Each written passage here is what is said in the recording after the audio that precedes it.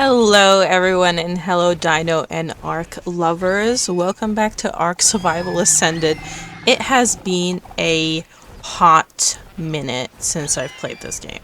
Um, I can't even give you any excuses necessarily for it, so nah, let's just say life. I also have tried my best to fix the graphics. If you look back, and they're still not good, like, I'll tell you that. Like, do you see the flickering to the weird, like, stuff happening way over there? Like, way back there? Yeah, not the best. And you get the flickering of the ocean, and when I move, for example, you see how white that is? It's just nasty looking. But, unfortunately, like, this is awful. And I've tried my best. I really have. Like, we're gonna have to be nearsighted, you guys, if we want to enjoy this game, because I don't have the best setup, actually. You may have noticed that I have something a little bit new. In my last video, I had the Winter Wonderland, because Christmas, but it's significantly past Christmas now. We're kind of in the middle of 2026. It's kind of disgusting to say that, but we are. But I know, I'm a little bit disappointed in myself, but also the way I look at Ark. Okay. I never would have gotten Ark Survival Ascended because I was very happy with Ark Survival Evolved, and that's my game. But the way I look at Ark is not in any multiplayer sense, is not in any, and I'm not the type of person that just like buy DLCs and things like that. So I actually got Bob's Tall Tales because of the genetic stuff that you can do. I am a breeder at heart in Ark. I love breeding my animals and getting good dinos and creatures and all of that. But the way I look at Ark as a franchise overall and what determines my purchases is single player. Like, what if the game shut down and is no longer getting any updates? What would I want 20 years from now if I continue to play this game? And this game, I love this game. I had this game when I was pretty much a youngin'. I'm kind of past 20 at this point, you know what I mean? I'm past that. I'm in the upper 20s now. But I had this game when I was like 15, 10 plus years ago, So it's my game, and I know for a fact even when I get old I'm gonna play it. So that is the type of person I am when it comes to Ark. Now, when it comes to single player and the series, I did say in the first episode that I'm only interested in mainly getting TLCs for existing dinos that I feel need a lot of tender love and care. So, as you know, the Aussie additions, the Diamantinosaurus, was my temporary replacement for the Brontosaurus, but now that Paleo Ark has released their Bronto, I have since removed Diamantinosaurus, as I stated I would. However, I am thinking of maybe reintroducing it back, maybe when we get to Scorched Earth. We will see. I'm not necessarily somebody that really thinks about adding new creatures more than actually fixing or improving more so the existing ones that we have. In addition, I've also added a Equus. I forgot the name. I will put it here on the screen. That improves the Equus model, as well as, well, it says that it's happy when it sees you, so that was enough for me to get the mod. With that out the way, let's actually get started on what this video is. This video is actually about base building. Yeah. So I'm actually going to take you to the place that I thought might be good to make a base location at, and I will talk on the way there. I used to always build in one particular place on the island. Where creatures of habit, I found that place to be a lovely, lovely place, and I still think it's lovely, and I'm absolutely, like, a bit sad that I'm not building there. But, you know, the whole new year, new me, new game, new me, right? There we go. So we already are seeing it. Do you see kind of how open the land is over here? Oh dear. A little bit of lag. And there's also a bit of water right here. Right, so we're just past this. I did think about maybe building here, but I thought again, we're gonna build near it. But there's a reason why I want to build in this location. So let me climb up in altitude a little bit. Here we are. Here we are. So, this right here, just under us, is the spot where I'd like to build. And I know it's a bit weird even for me, you know, on this mountain, but it's flat, more or less. We're on a mountain. If we just sit here, you know, we can see everything. What is what feels like look at the view. Like, you can't tell me that this view is not, I mean, despite the fact that it looks like we're maybe in Minecraft, the view is great otherwise. Let's see if I can actually fix what is happening here. Hold on. Okay, so I have fixed it. I mean, by turning off volumetric clouds for sure. But here's the view. Is it not kind of stunning? I mean, you can see so much from here, and I think it's absolutely fabulous. I don't know. I think that's cool. And just right nearby, you can see the green orb. You can see all the you can see all of them here from this location. So I find this to be absolutely lovely. Can we actually take a moment to appreciate the fact that we can see both the sun and the moon in this? That's a bit crazy. Yeah, this view is actually stunning. So, this is the spot that I said I wanted to build right here. So I would have to clear the trees, do some work in this area. And you can see, like, there's natural, like, ramps, right? We can go down here nicely. I really like there being natural ramps. But also, just down here, there's more kind of flattish land. It's a bit more open, things like that, and I feel to later on expand to this kind of open space right here. And this is where, like, I can put my Rexes, my Gigas, Karkas, like any huge dinos, because I'm a breeder at heart. I need a lot of space. And so I think it would be a very perfect place for it. And if I want water, I can just come down here, connect my pipes and whatnot from this water source right here.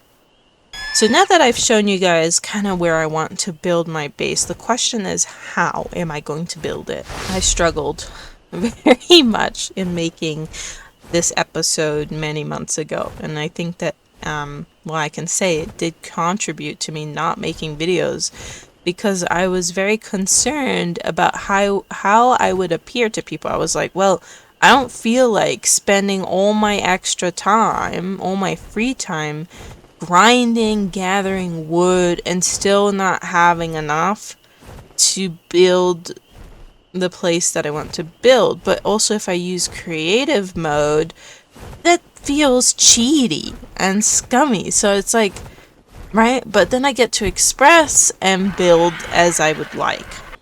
It's a very difficult decision.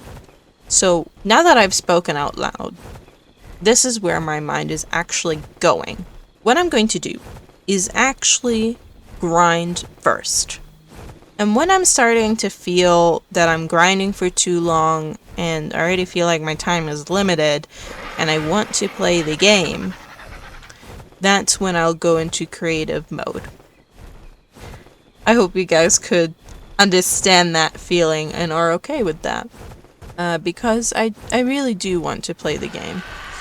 And I'm not the biggest fan anymore, unfortunately, when it comes to Ark, to grinding together all the materials. That kind of era ended years ago. Like, I'm happy to do so, but when it comes to building, no. There's a lot of trial and error, destroying, rebuilding, all that. And sometimes it can get very annoying. So, I'm going to get the creatures out that I will be needing for building, which would be my Dodokiris, so Miss Swirlpuff, Mr. Oatmeal Cookie, and Mr. Rice Krispie. I'll be getting them out, and we will be making the journey over to our new base location.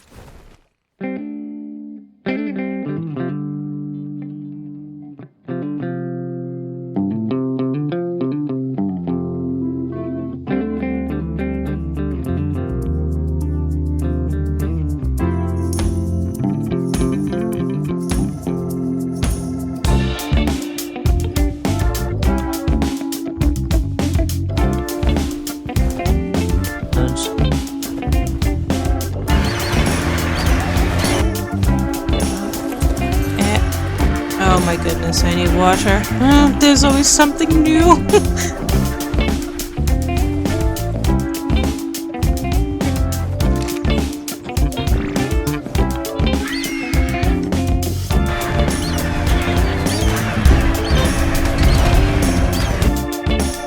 There you go. Oh, they killed your parents too? Yeah. Just by being here, I already got 3 Rexes and a Carno. 140 Carno, by the way. Oh my god, and there's already another Rex.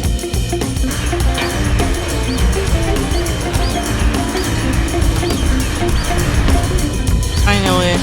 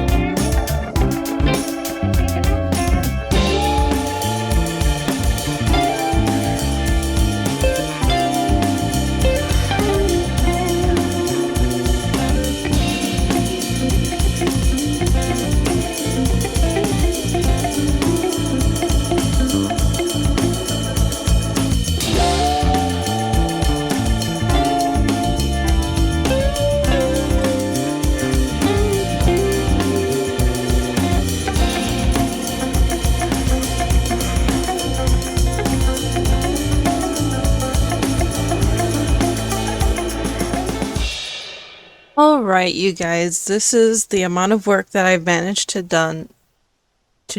do by myself. As you can see, it's very incomplete, and it's a lot of materials. Granted, these are all materials that I can get quite fine and easily, in fact. It's just going around. I have plenty of stone. I have way too many stone. It's just a wood Wood is good too. It's actually the thatch, where I am constantly going down to the redwood biome with the megaloceros to get. But yeah, as I said, I do my best with what I got by myself, but now I want to go into creative mode to complete it, just to pass the time faster, because at the end of the day, yeah, you could say it's cheating. Yeah, of course, because then I'm not spending that amount of time, but I also don't want to spend all day, which I mostly almost have doing this, and I just like to play the game and have fun, right? We don't want 2 whole episodes of me building. That's a bit crazy, so I hope you guys understand. So that's what I'm gonna do. I'm gonna quickly turn on creative mode. Okay, there we go. I am in creative mode. As you can see, I can fly about. I'm not going to be using anything crazy, so no tech, no metal, none of that. I'm not even going to give myself a smithy. I'm just giving purely structural things, like walls, foundations, fences. So I'm going to complete the railing, is what I'm going to do. Okay, you guys, I finally completed it. Thank goodness for that, because that really would have taken ages, but I did it. In some places it doesn't look the best, but you know what? We got the job done. It is sealed off. No Giga, no Rex should be able to get in here. It is big and spacious for us to do what we want to do. So, finally, honestly, truly, that took ages. But luckily, we got it done.